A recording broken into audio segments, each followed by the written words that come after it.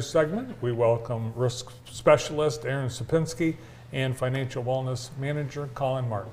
Good morning. Good morning. How are you guys? Good. Good. Thanks for having us. Yeah, Erin Again. Elizabeth Supinsky and Collin Ray Martin. Thank you. That's right. New news. New That's news right. there. Full names on the morning show Yeah. today. Yeah. So today we're talking money mules. I've heard of drug mules. What's a money mule? A money mule, it's kind of the same thought process in that it's a person who will transfer money that's been illegally required on behalf of somebody else. So they're using somebody to move funds for them. They might be a willing participant or they might not even be aware that it's happening, which is what we see when people fall victim to certain kinds of scams. Romance scams and job scams typically are really big for that. You'll receive what you think is a paycheck, but it's really illegal funds, and they're using you in order to negotiate that check on your account. Wow, and we're none the wiser. Right. Well, sometimes you'll get like an ad in the mail that's got a fake check on it. That's but that's not what you're talking about. There is official advertisement in which they do follow some standards, so that would not be considered a fraudulent check. But then there are also checks you could receive that you're not expecting. A lot of times they come in overnight mail or from a job that you think that you have online, and it's for more than you're expecting, and those are fraudulent checks. Erin, what would happen if I got one of those checks and tried to deposit it? So you, by way of running that through your account, you can be held liable for that check. So if you suspect at all that a check might not be good, you're not sure where it came from, you should definitely stop. Don't communicate with that person anymore and take a closer look at that check or talk to your financial institution to look at it with you, as we are the experts in checks. So you shouldn't say, "Oh, let's see if this will go through."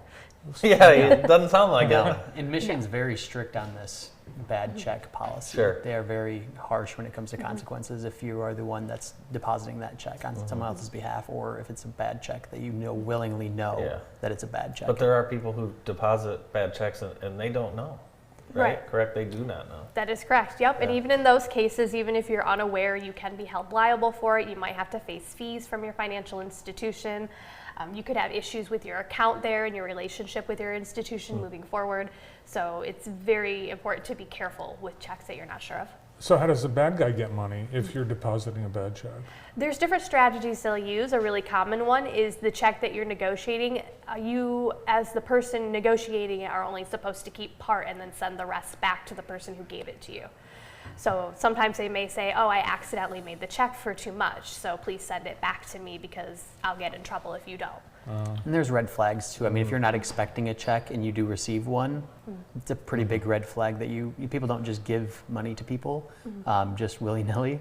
There's normally those red flags that you should be aware of. Collin, if you asked me to check my bank account online or anything, I couldn't even do it. I don't know how to check it. I've never checked it. That's a red flag. No, a red flag. That's a red flag. No, you definitely should be checking your account regularly. I like to say at least once a week, but ideally, I mean, check every day. If you're making a transaction every single day or every other day, you should be checking that account just to make sure that transaction posted correctly. It wasn't for too much, too little. You know, really seeing the benefit of checking your account. You can budget better. You can see what's going in, what's going out, how much you have left. And it really helps you understand your full financial picture. You really need to get familiar too with what those companies are that charge you, because some of them operate under a different LLC, and you'll look at your statement and you'll think, "How did I spend $100 on this?" But it is legit. So you really need to know where your money's going. I know some of the breweries downtown here, they'll charge it based on a square. Sure. So that transaction will come through as a square charge, not through the actual institution, that the place that you're getting. Yeah, and you know, if you don't check it for a couple of weeks, you could forget. Absolutely. Yeah, so I think it's happened to so many. You see something that's, I never bought these Ticketmaster things.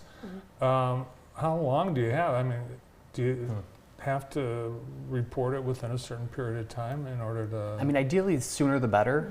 The quicker you report it, the quicker we're able to do things on the back end to see kind of where this is coming from. Is this fraud? Is it not? And if it is fraud, we can lock down your account, so then you're not going to be seeing those charges moving forward, hopefully.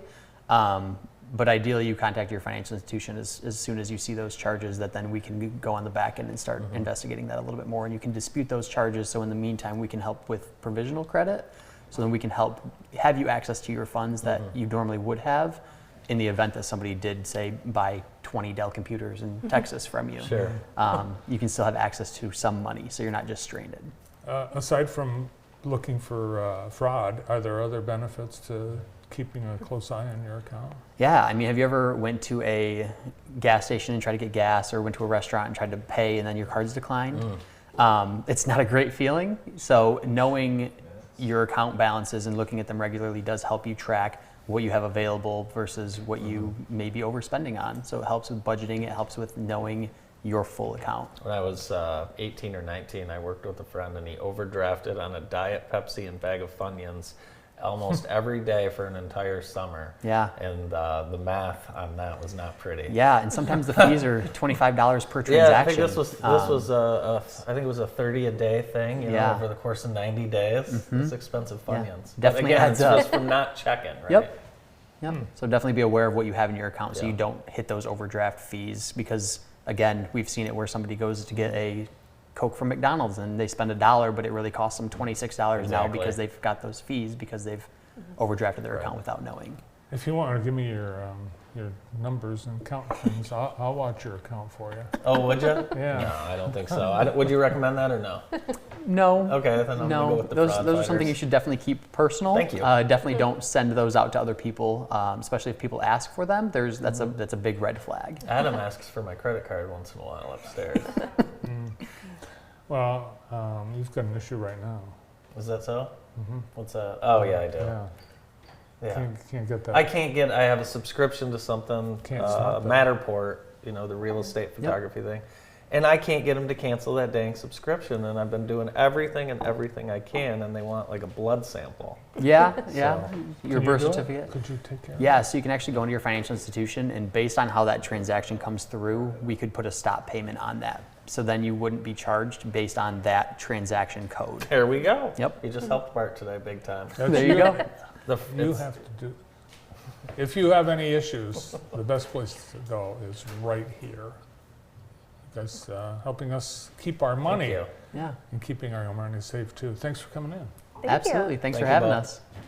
From American One Credit Union, Erin Supinsky and Collin Martin. More of the morning show after this.